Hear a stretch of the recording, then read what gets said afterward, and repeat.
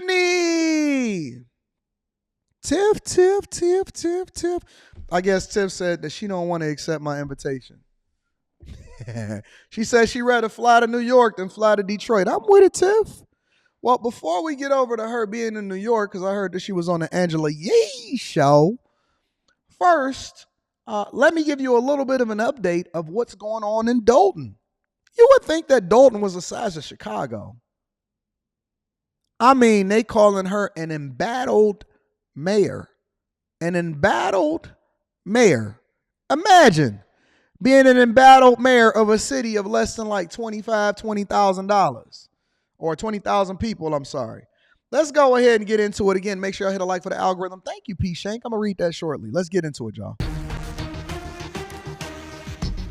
WGN investigates. Caught in the middle of dysfunction in Dalton. We've been reporting on questionable spending by the suburb's leader. Another story of those impacted by the political paralysis fueled by mismanagement and mistrust. Here's investigative reporter Ben Bradley.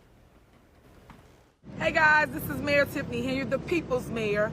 We are out here throughout the community and we are taking care of the business of the people. On this day, the people's business was tree trimming. Right now, your prayers have been answered. We are cutting and trimming trees. Mayor Tiffany Henyard isn't shy about promoting herself or her work. Hey guys, it's me! Yes, me! Superman! But WGN Investigates found there are often payment problems for Henyard's pet projects. The village owed more than $30,000 for this skating rink and didn't pay until a lawyer sent a threatening letter.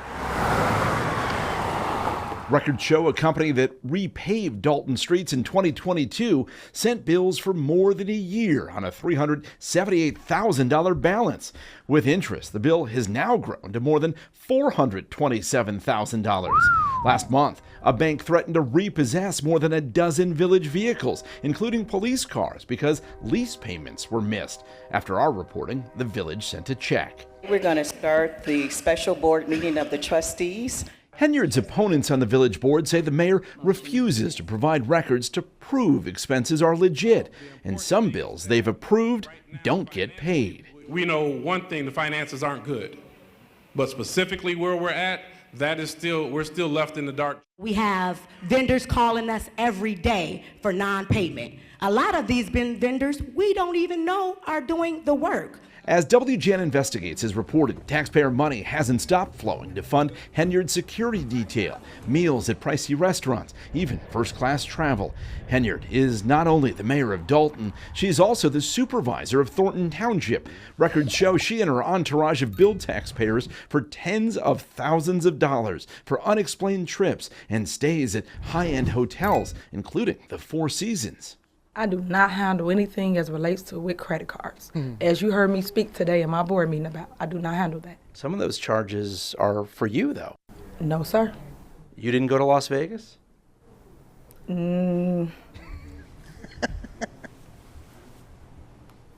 What is that? No comment. As for the tree trimming, Henyard was happy to promote it. We had a little storm last night and some trees fell down. This tree fell on this person's car.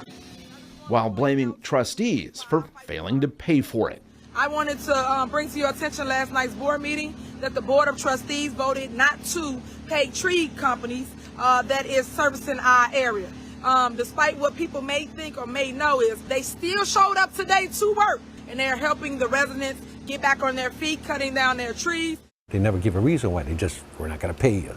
The tree trimming company's owner says he does work for several suburbs, but the dysfunction in Dalton is unique and costly to taxpayers. With all the compounding interest, their balance as of this coming Monday is going to be $401,380.73 and rolling. Trustees opposed to Mayor Henyard say the tree trimming operation is a prime example of their frustration. They say Henyard made her own deal for the work, didn't consult with trustees ahead of time, there was no contract, and the $400,000 amount far exceeds the budget, and that's why they won't pay it. So, couple different things, right?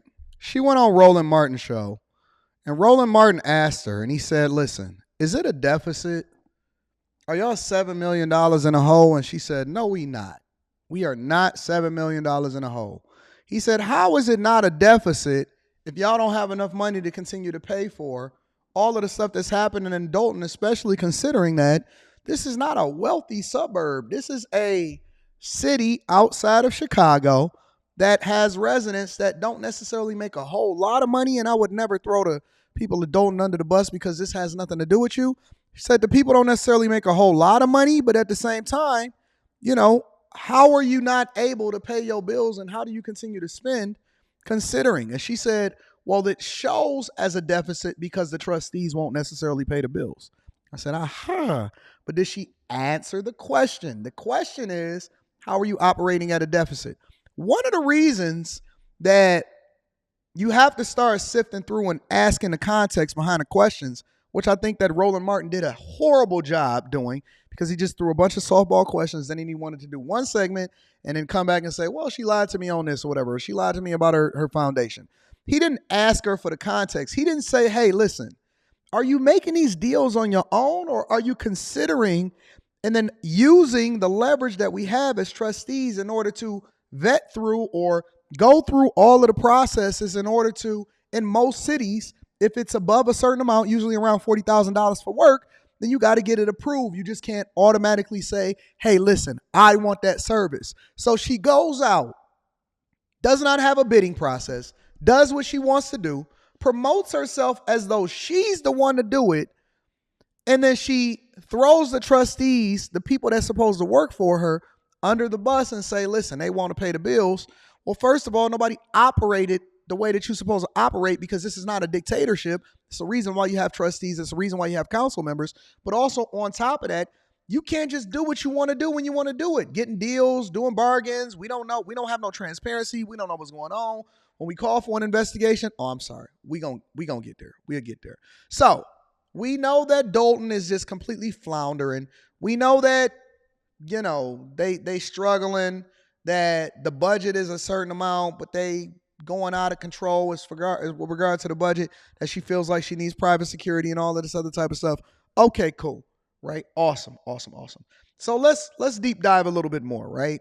So now when the trustees said, listen, they want a spending investigation, they want to understand and they wanted to do a deep dive. They want to audit. They want somebody outside of themselves and outside of Tiffany Henyard to come in and make sure the spending is aligned with what it is that they approve with the budget, and to make sure that she's not out here spending recklessly and doing what she want to do when she want to do it.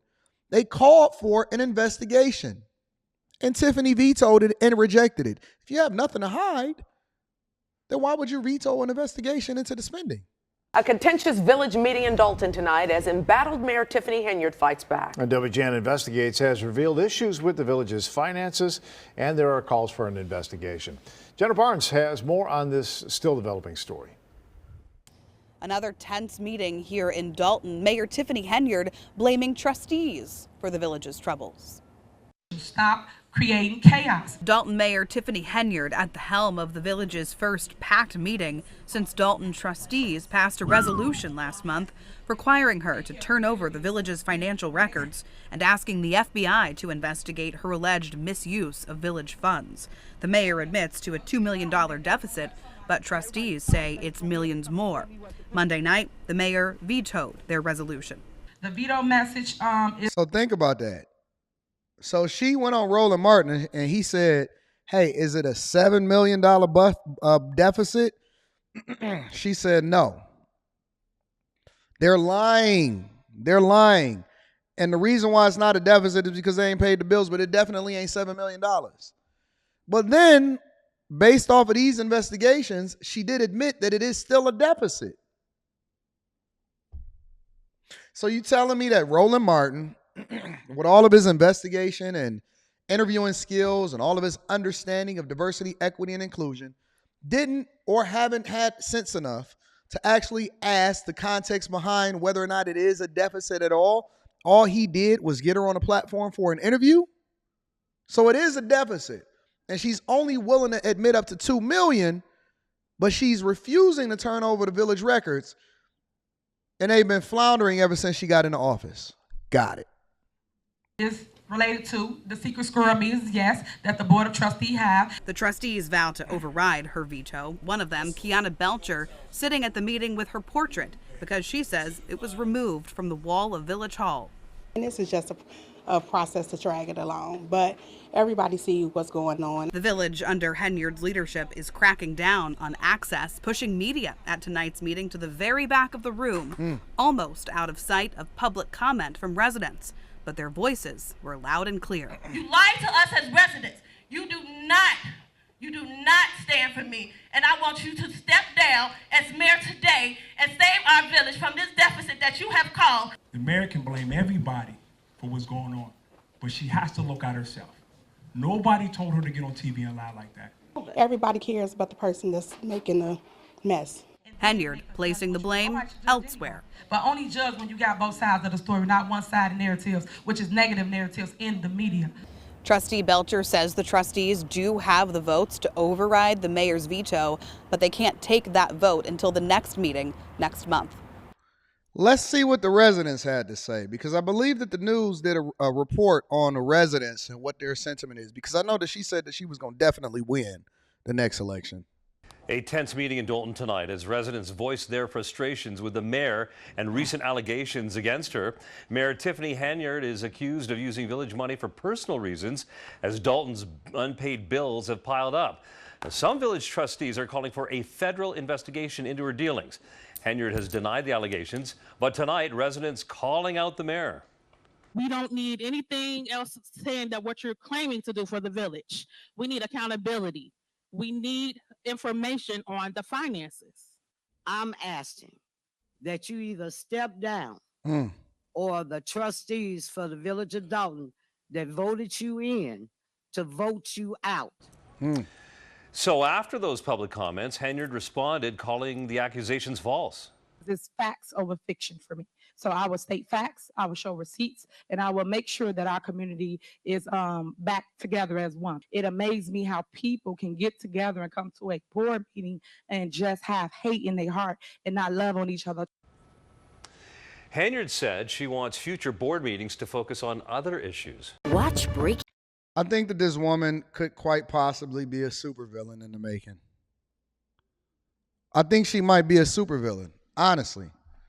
All jokes aside, I think that this woman is the most arrogant person that I've ever seen in the news and on the media. I mean, listen, I know that y'all say that Trump is arrogant. We're going to get to him shortly. But I, in no way, shape, or form, have ever seen anybody that's got more arrogance to them and don't give a F about what nobody is saying at all. I have never seen a person that is this crazy and refuse to turn over what is supposed to be public information. Has anybody filed a Freedom of Information Act request over in Dalton? This is other people's money. We don't care about what you think about love and I love you back and all of that. Has she started her podcast yet? Let me see what's going on out here in these streets.